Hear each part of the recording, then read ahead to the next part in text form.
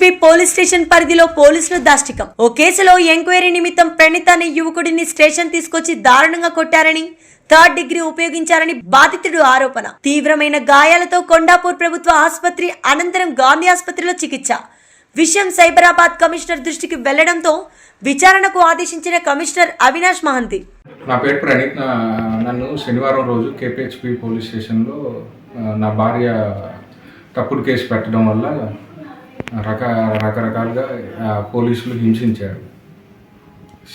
CA గారు, ACP గారు, ఇంకెవరో పైన ఉన్న వాళ్ళ అయ్యింది, సీనియర్ హైయర్ అఫీషియల్స్ ఉండటం వల్ల రకరకాలుగా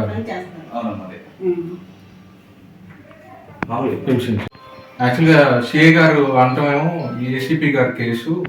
యాక్చువల్ సిఏ గారి క్యాబిన్లో సిఏ గారు, ఇద్దరు ఎస్ఐలు, ఒక కానిస్టేబుల్, నలుగురు కలిసి కొట్టారు చెంపటకులు.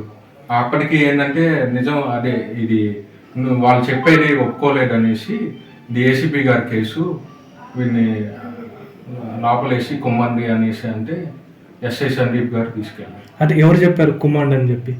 సిఐ గారు.